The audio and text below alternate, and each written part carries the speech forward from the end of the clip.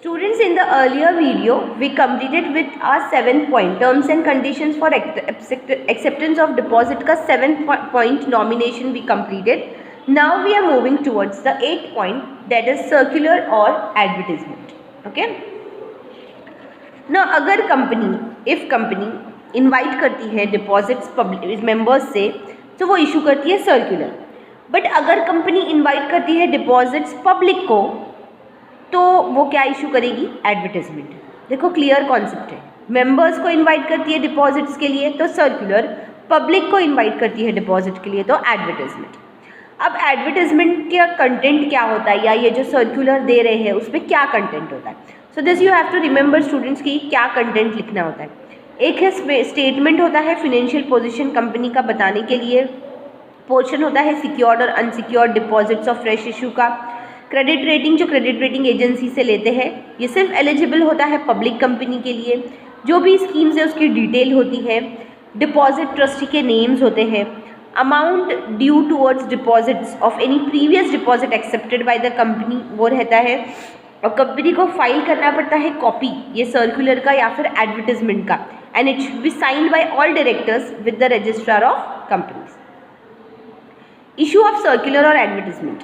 Only after 3 days of filing a copy of circular or advertisement with the registrar of the company, मतलब 30 days के बाद जब copy circular जो होता है एडवर्टाइजमेंट का या सर्कुलर का, उसकी कॉपी 30 डेज के बाद रजिस्ट्रार ऑफ कंपनी को देने के बाद ही कंपनी इशू कर सकती है द सर्कुलर और दी एडवर्टाइजमेंट. कंपनी को सेंड करना पड़ता है सर्कुलर उसके मेंबर्स को थ्रू रजिस्टर्ड पोस्ट या फिर स्पीड पोस्ट या फिर as email. Now for inviting the public, company को पब्लिश करना पड़ता है advertisement in one English newspaper और एक वर्नाक्युलर न्यूज़पेपर में which is having a wide circulation in a state जहाँ पे कंपनी का रजिस्टर्ड ऑफिस लोकेटेड है. देन वैलिडिटी जो होती है सर्कुलर की और एडवर्टाइजमेंट की, ये होती है सिर्फ 6 मंथ के लिए from the end of the financial year in which it was issued or the date on which the annual general meeting was held. इसमें से जो भी अर्लियर रहेगा वो. Okay. Then comes appointment of deposit trustee. पहले point में था ना कि उनको नेम्स देना होता है डिपॉजिट ट्रस्टी का, तो उनके अपॉइंटमेंट के बारे में इसमें दिया है कि जब कंपनी इशू करती है सिक्योर्ड डिपॉजिट्स तो eligible company and public company they have to appoint one या फिर more than one deposit trustee. ये ट्रस्टी प्रोटेक्ट करता है इंटरेस्ट ऑफ द डिपॉजिटर अगर कंपनी डिफॉल्ट करती है in repaying the depositors. Company sign करती है कॉन्ट्रैक्ट डिपॉजिट ट्रस्टी के साथ में जिसको बोला जाता है ट्रस्ट डीड. उसमें सारे टर्म्स एंड कंडीशंस होते हैं उस कॉन्ट्रैक्ट में और उसके ऊपर वो डीड पे साइन होना चाहिए at least 7 days before issuing the circular or advertisement. Deposit trustee on its own or on the request of 1/10 of depositors they can call a meeting of all the depositors when a company defaults in paying the deposit. The next is create charge on assets. Company accepting secured debentures from public. ऐसी company जो secured debenture accept कर रही है public से within 30 days of its acceptance, वो company को create करना है charge on it's tangible assets for an amount which is not less than amount of the deposit accepted. जो भी डिपॉजिट एक्सेप्ट हुआ है उससे कम अमाउंट नहीं होना चाहिए उसका. Okay. Then is the minimum amount of security. It should be equal to the amount not covered by deposit insurance. The security is created in favor of deposit trustee. The next is deposits insurance. Company को क्या करना पड़ता है? Deposit insurance लेना पड़ता है at least 30 days before issue of circular or advertisement. अगर company deposit if amount जो है डिपॉजिट का और जो इंटरेस्ट है on it it is up to ₹20,000, तो इंश्योरेंस कंपनी को लेना पड़ता है. ऑप्टेन क्रेडिट रेटिंग, ये तो पता है आपको क्रेडिट रेटिंग एजेंसी से लेना है. तो हर एक कंपनी ही has to take a credit rating of its deposits and include the rating. वो रेटिंग मेंशन करना होता है सर्कुलर या एडवर्टाइजमेंट में. ये कंटेंट पढ़े थे ना आपने, इसके अंदर कंटेंट था देखो ईयर, तो इसमें मेंशन था देखो 3rd पॉइंट है ना क्रेडिट रेटिंग का, तो वो क्रेडिट रेटिंग मेंशन करना पड़ता है. The credit rating agency considers कि नेटवर्थ जो होता है कंपनी का, लिक्विडिटी पोजीशन होती है कंपनी की, उसकी एबिलिटी है कि नहीं कंपनी की डिपॉजिट को प्रॉपर टाइम पे रीपे करने के लिए, ये सारी चीज़ें कंसिडर करके वो क्रेडिट रेटिंग देता है। सो रेटिंग जो होती है it shall be obtained every year during the tenure of the deposits. Next students, open deposit repayment reserve account. हर एक कंपनी जो एक्सेप्ट करती है डिपॉजिट उसको ओपन करना पड़ता है शेड्यूल बैंक में deposit repayment reserve account. Every year on or before 30 April company को डिपॉजिट करना पड़ता है amount which is not less than 15% of the amount of deposit maturing during the current year and following financial year. ये account होता है, it can be used only for repaying the deposit. ठीक है।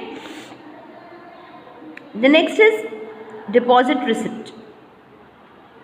Company को issue करना पड़ता है deposit receipt उसके डिपॉजिटर्स को within 21 days from the date of receipt of money और रियलाइजेशन ऑफ चेक। रिसिप्ट जो होती है it has to be signed by the officer which is duly authorised by the board of directors. Receipt में क्या लिखा होता है? Name, address depositor का, उसका अमाउंट कितना डिपॉजिट किया है, रेट ऑफ इंटरेस्ट कितना पेएबल है और कौन सी डेट जिस पे रीपेबल होगा। रजिस्टर ऑफ डिपॉजिट, कंपनी को मेंटेन करना पड़ता है separate register for deposit accepted or renewed at at registered office. Details जो होती है डिपॉजिट की along with the details of depositors it should be entered in the register of deposits और उसका टाइम पीरियड कितना है? Within 7 days from the date of issue of deposit receipt. Then comes return of deposit. Company को file करना पड़ता है on or before 30 June every year registrar of the company को a return of deposit. Return of deposit details बताता है deposit की with the company as on 31 March of that year. Then comes interest. Maximum rate of interest जो है deposits का ये depend होता है upon guidelines given by Reserve Bank of India from time to time. अगर in case premature repayment है deposit का तो कंपनी डिडक्ट कर सकती है 1% interest from the rate of interest जो स्टेटेड है at the time of acceptance of deposit. For deposit matured and claimed but remains unpaid by company, the company has to pay a penal rate of interest at the rate of rupees 18% for the overdue period. The next is right to alter the terms and condition. Alter means change करना terms and condition. Okay? तो company can either directly or indirectly alter terms and conditions of the deposit. मतलब जो terms and condition deposits में है ना उसको वो directly या इनडायरेक्टली चेंज कर सकता है। जो terms and condition deposit trust deed में है या डिपॉजिट इंश्योरेंस कॉन्ट्रैक्ट में है ये कर सकता है। Once the circular or sorry there is some mistake, a company cannot either directly or indirectly alter the terms and conditions of deposit. Company जो है कभी भी डायरेक्टली या इनडायरेक्टली अल्टर नहीं कर सकती है terms and conditions of deposit, deposit trust deed या फिर डिपॉजिट इंश्योरेंस कॉन्ट्रैक्ट। एक बार सर्कुलर या एडवर्टाइजमेंट इशू हो गया डिपॉजिट का which is accepted by the company. Okay.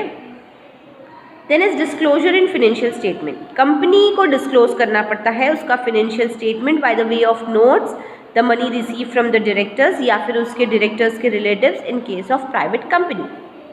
The last is students' punishment. As per the Companies Act, an officer of the company who is in default for contravention of provisions of the Act, it is punishable for fraud.